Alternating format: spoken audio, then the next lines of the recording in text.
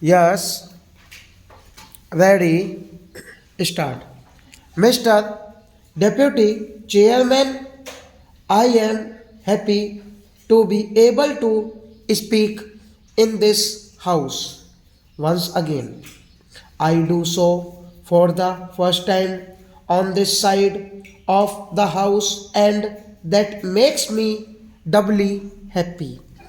I welcome the friendly and conciliatory tone of the Honorable Finance Minister's speech. I think the tone and approach has changed over the last 3 or 4 weeks, and that augurs well for this bill, although it will depend upon the outcome of this debate and the assurances that the government is able to give on many issues, which he himself hinted are still outstanding issues and need to be resolved, if I may say, in the lighter van between 2011-14. I did virtually what was called traveling between my Prime Minister, the leader of the opposition in the Lok Sabha, the leader of the opposition in Rajya Sabha, and the empowered Council of State Finance Ministers. We tried to pass the GST bill with the support of the principal opposition party, and we failed. In the last 18 months, the government tried to pass it without the support of the principal opposition party, and I am glad that you have also failed.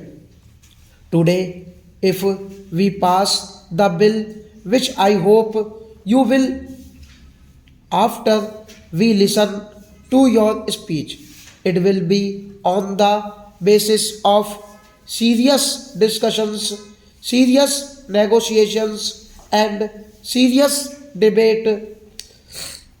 It is far too important legislation to be passed on a partisan basis. In fact, commended once, I hope the finance minister will pass the bill not on the strength of numbers but on the strength of his arguments. Sir, I am glad that the finance minister has acknowledged that it was the UPA government which first officially announced the government's intention to bring about the GST on the 28th February 2005. It was announced in the Lok Sabha in the course of the budget speech I caught in the medium to long term.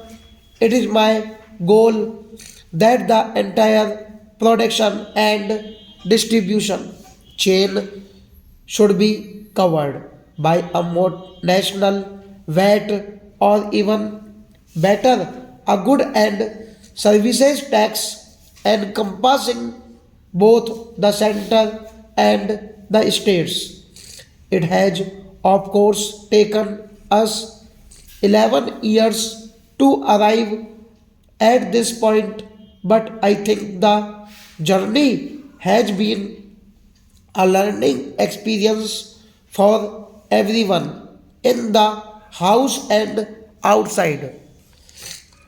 Sir, let me make it very clear that the Congress party was never opposed to the idea of a GST. In fact, I believe about an hour ago, the finance minister said so much in an interview to a television channel, and I thank him for making that acknowledgement.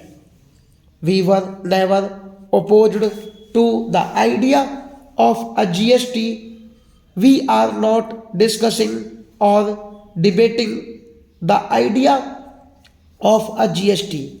That debate has gone on in this country for several years, and I think the country is now ready to embrace the idea of a GST.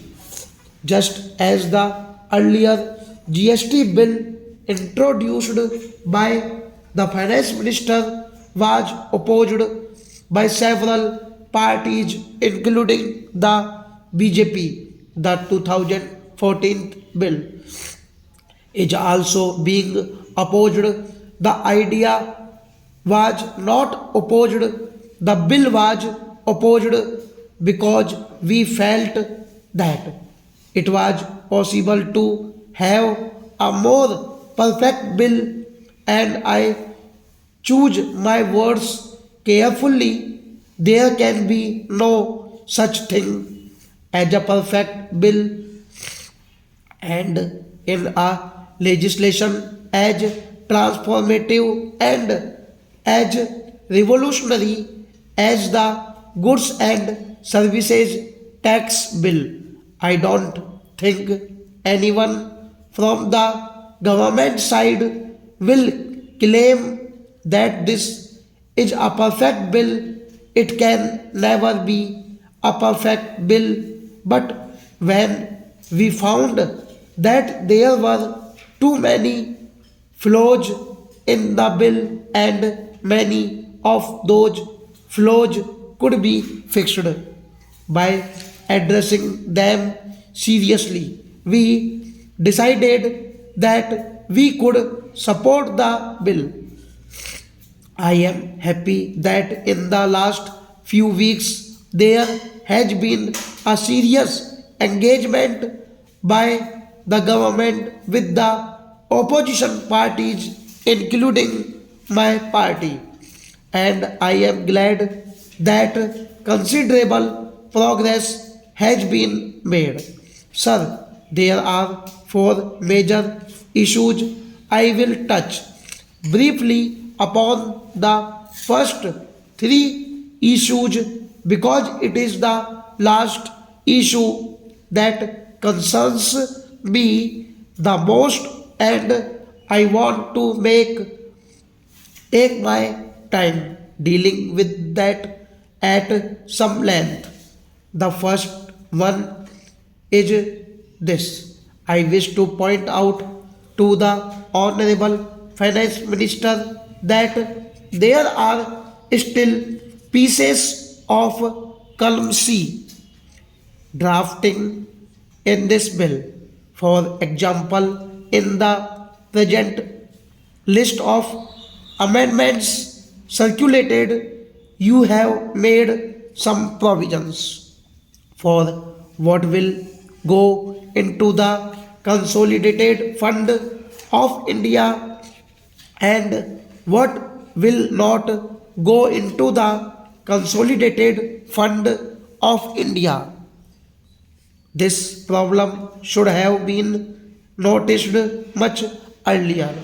It should have come in the draft bill, but it has come today in the long form of an amendment. And while I will not take too much time explaining what I have in mind, if the Honorable Finance Minister reads it more carefully, he will find pieces of column C drafting stop.